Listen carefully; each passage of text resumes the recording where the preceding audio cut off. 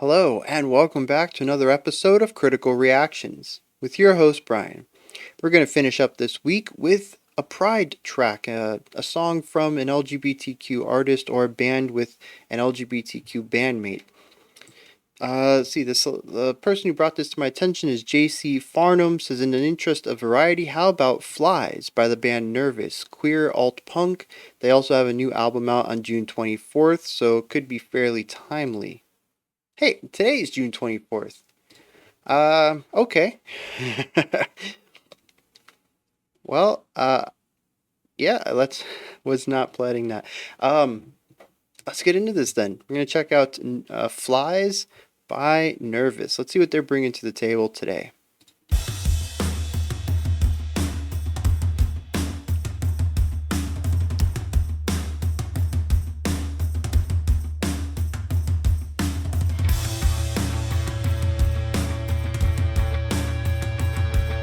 Yeah, really nice tom idea that drives the song forward.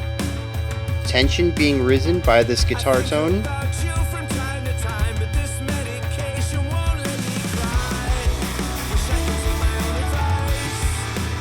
Oh, really digging into that tension there, the dissonance.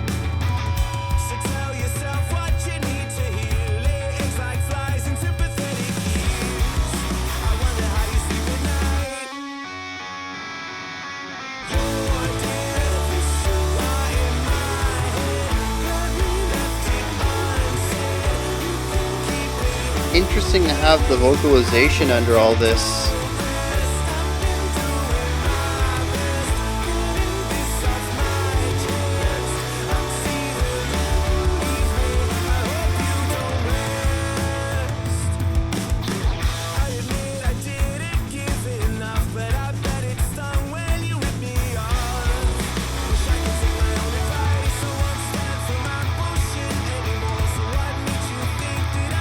Interesting that the second verse is so different from their first.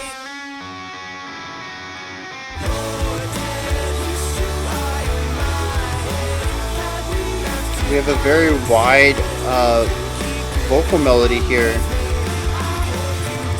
I don't remember hearing that the first time. I just remember the vocalization underneath.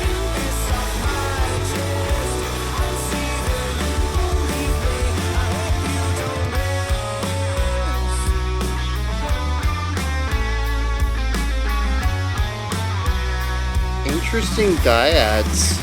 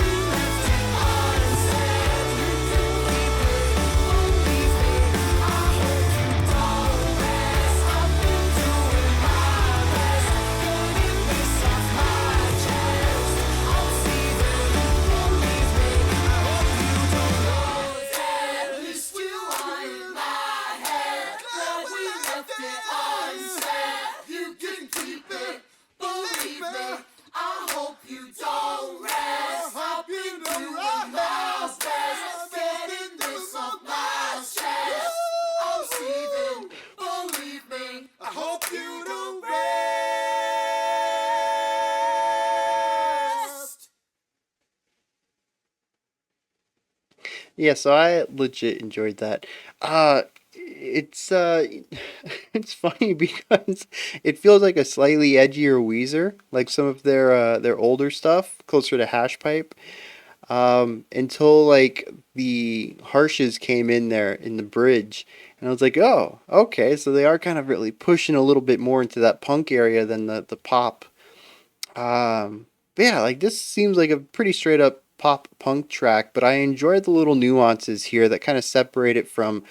I don't know if I could say it's contemporaries because a lot of the references I have for them is like mid 2000s, early 2010s. I haven't really kept up with pop punk since, so I don't know what modern pop punk sounds like. But this to me feels very similar to older stuff. Like I said, it does some things that kind of differentiates itself, and I want to get into some of this. Um, One thing I really love is the variation.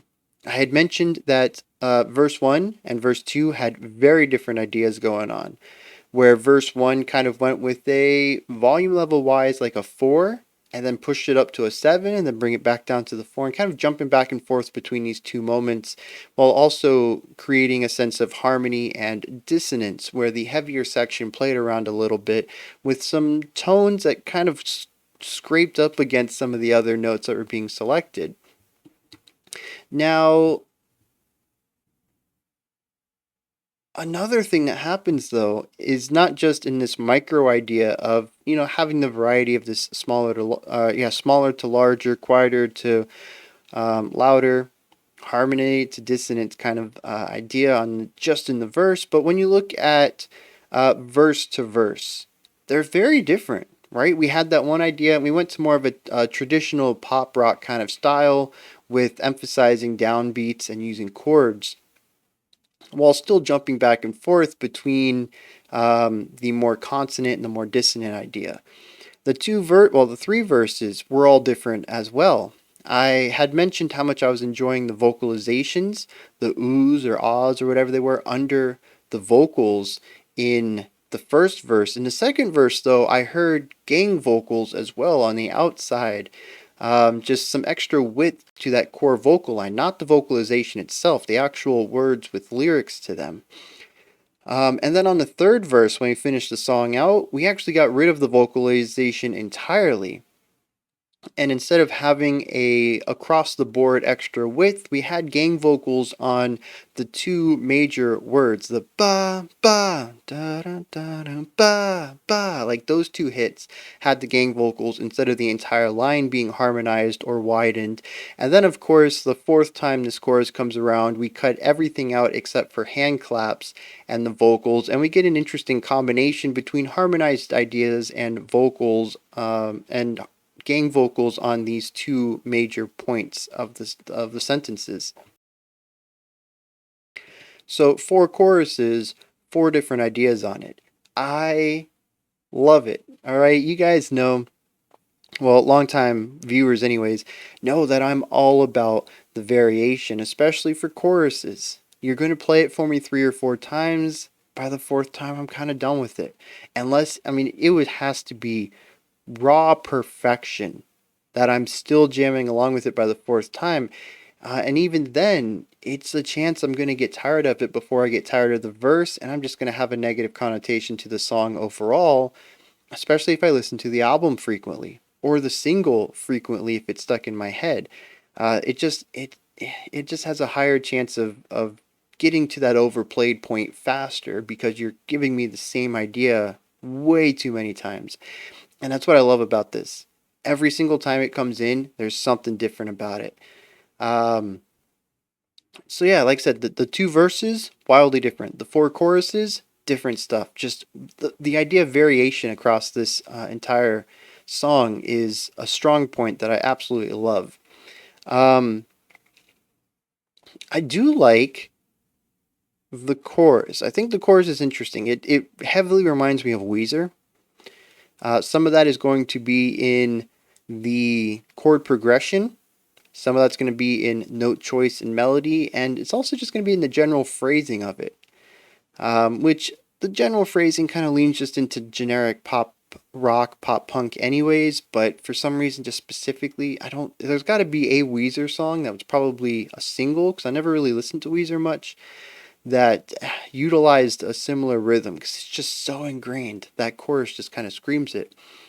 Um, but the chorus takes into a little bit of a dissonant tone where the guitar kind of does what the vocals are doing at points, but slightly out of key, slightly out of tune, maybe I think is the way I should go about it. In fact, this entire song has an underlying element of dissonance thrown throughout it.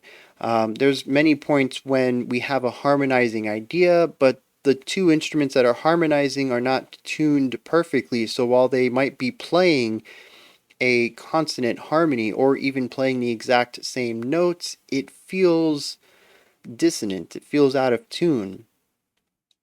And it's just a very punk thing to do. I think it's one of those things that you just have to have the mindset for, because I'm just not a big fan of dissonance like that. I think it's a fine texture, and there's definitely tracks where I enjoy a sparse amount of it in the music, but typically like this, where it's used throughout the entire song, it grates on me. And I think it makes sense, judging by a few of the lyrics I picked up. This is a song about kind of being over somebody else. Not like in a relationship and getting over a breakup or something, but just like being done with somebody else and just like telling them to get out of your life, right? There's some angstiness to the song.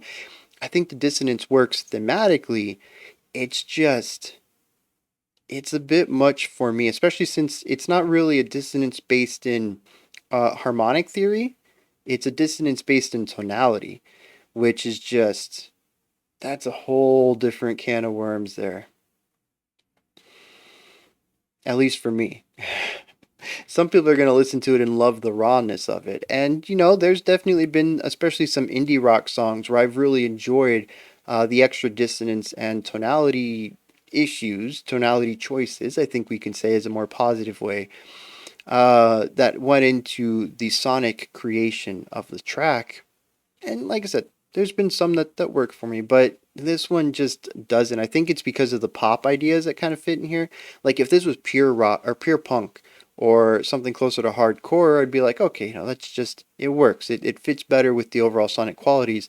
But when there's so many harmonizing elements and a majority of the song feels brighter and uplifting and cleaner, I think that's a big thing too, is it's very clean. We're not really looking at heavy distortion like in pure punk or hardcore or anything like that. This brings that pop cleanliness to it, and that cleanliness mixed with the tonality choice, it just kind of rubs me a little wrong. It's like I said, it's something I might be able to get around to maybe at one point, and I don't think it's bad per se. It's really a subjective thing, but I just had a real tough time with it. And the last thing I think I want to touch on here, because I mean it is a relatively short song that has 3 sections to it, is the C section. We've talked about the verse A, we've talked about the chorus B. Here we come up to the final section of the song, which is the bridge, the C section, the guitar solo. I thought it was very tastefully done. Typically when we listen to pop punk, a lot of guitar solos basically just take the vocal melody and put it in the guitars. In fact, speaking of Weezer, that's something they do quite often whenever they go to a bridge or a guitar solo section. They will just give the vocal melody to the guitar and call it a day. But much like I said, this group kind of strays a little bit from its contemporaries and does its own thing while retaining a similar sonic quality. And this is one of those ways of straying a little bit, where they wrote a brand new section for the guitar. It's nothing mind-blowing, they're not shredding, but I think it continues on in the spirit of the song. And honestly, that's what a guitar solo or any melody is supposed to do. You look at what your song is trying to tell story-wise, and you create a melody that helps tell that story. And I think the guitar solo here does that quite well. In fact, a lot of the melodies here are very catchy and poppy and laid back. It's an angsty song lyrically, and it's an angsty song sonically, texturally, right, with a lot of that tonality dissonance. But what it's not angsty in is melodic flow. A lot of these melodies are kind of laid back and chill, and I think that's kind of the duality that we're seeing here in the song, is that I'm over you and I'm moving on. I'm not mad. Well, I kind of am mad. I think one of the lyrics is like, in my mind, I think of you as dead or something like that, right? You're dead to me kind of vibe. And there's angst in that, but the song is also just about kind of moving on from it, saying, I'm done with you, right? Washing your hands clean of this person. It's not so much the anger of, in anger directed at this person. It's being done with them. Getting that off of your chest, I think, was even literally one of the lines. I'm glad I got that off my chest. And it's now releasing that weight so you can go on and be more carefree and not have this person's personality or actions weighing down on you. So it is this nice blend of angstiness and chill laid backness that's present in almost all the melodic writing, but especially so in the guitar bit, where we are introduced with a little bit of that extra grit, distortion, and tonality that gives it that little bit of angstiness, but it is a chill, laid back melody that just kind of takes its time doing what it does, and it fits so well with everything else that's going on around it. It's the chords that are played around it, and the drum beat that's played around it, and what the bass is doing, and what the melody and the vocals do in the other sections where, the vocals duck out here so the guitar can take the lead. Um, it just fits in so well. Every bit of this song is there to support this core theme of being mad, but letting it roll off your back, of getting rid of that angst, right? Still upset about the situation, still upset about this other person and what they've done, but moving on and relaxing and chilling out because you're not holding on to that anger anymore. So I think I've talked about everything I want to talk about. Let's dive into some lyrics here. And I could have sworn I had pulled up the lyrics. They're in my history. I don't know why I deleted the tab. Anyways, here we go. I think about you from time to time, but this medication won't let me cry. Wish I could take my own advice. So tell yourself what you need to hear. Lay eggs like flies in sympathetic ears. I wonder how you sleep at night. So yeah, it sets up everything right here. In the first bit, I'm kind of curious, what's going on. I think about you and I want to cry, but I can't. And I wish I could take my own advice. What is their own advice? Why do they want to cry about this other person? Where are we going? Did somebody die? Did somebody leave them? Is this a sad cry? What's going on here? So tell yourself what you need to hear. Lay eggs like flies in sympathetic ears. I wonder how you sleep at night. And this is where the key is placed. Now you know what's going on. It says you can tell yourself whatever you want. You can talk to whoever you want and lay whatever lies you want in their ear. Right? You can say whatever you want about me. But because I know you do that, how do you sleep and how do you live with yourself? Right? There is contempt in that. I wonder how you sleep at night. And then the chorus comes in, and if you haven't picked it up, everything's laid out right here. You're dead, at least in my head. Glad we left it all unsaid. You can keep it, believe me, and I hope you don't rest, because I've been doing my best, getting this off of my chest. I'm seething, believe me, but I hope you don't rest. Yeah, I'm still quite upset about everything. I'm angry, but I'm laying this out, right? I'm getting this weight off of my chest. I'm going to let you know that at least how I perceive things, you might as well be dead. Verse 2 comes in. I admit I didn't give enough, but I bet it stung when you ripped me off. Wish I could take my own advice. I won't stand for your garbage anymore. I won't stand for my garbage anymore, so it makes me think I'll stand for yours. That's so good. I wonder how you sleep at night. So, yeah, once again, just really digging into this. Accepting some fault in the fallout of this relationship, I'm going to assume, but, laying it out there still. I can't believe that you would do this, right? And I can't believe that you would think I would continue to fall for your stuff. Chorus comes back, guitar solo comes back. The end of the guitar solo that leads into the final chorus says, dead in my head, I've left it unsaid, and I hope you don't rest. Okay, so just a condensement of the chorus. The chorus comes back, and it's all the same. So yeah, pretty straightforward song, and I think I've already touched on how all of these lyrics kind of tie back into what the music's doing thematically, and how every single bit of this song, whether it's the harmonies, the sonic textures, the melodies, and even the lyrics, kind of all fit into this single theme of moving on, but not, or moving on with your life, but not moving on with the relationship, right? Being done with this person, washing your hands clean of them, letting them know how you feel, and then letting that stress wash away. Yeah, just really well done, really put together. Enjoyed a lot of this.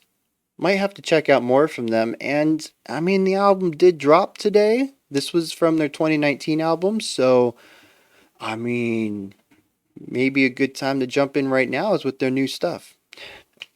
I don't know. Those are my thoughts on Nervous's Flies. This is where you guys come in. Let me know what your thoughts are about this song. I know this is like a super short video, 20 minutes. Usually we're working on like 30 or 40, but yeah, a little bit of a shorter track. Let me know if you guys enjoyed the analysis and stuff. Anything that you'd like to add to what I've said. Anything you'd like to agree with me on or disagree with me on. Go ahead and do any of that. Above the comment section is a description box, and in there is a link for Linktree. It takes you to this box right here. Actually, it's a menu. It's a box on my screen, but it's like a menu when you get there. Links for a bunch of stuff. You can pick up some merch. Join me on Patreon. Help support the channel. Follow me on Twitter. Join the Discord and chat with the rest of the community, just like a bunch of stuff. There's like a dozen links in there, and I mentioned 4, so go check it out and see what else is in there. Above that, if you could, like, subscribe, and ring the bell. I greatly appreciate all 3 of those. That wraps it up for today. I'll be back tomorrow. We're going to check out another LGBTQ artist for Pride Month.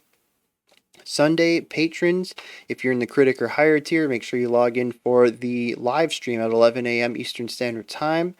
And then Monday, 5 p.m. Eastern Standard Time, we're going to jump into next week's theme as usual and check out some more special selections. So, until next time, remember to be critical, not cynical of the music you listen to, and have a fantastic morning, afternoon, or evening whenever you choose to watch my videos.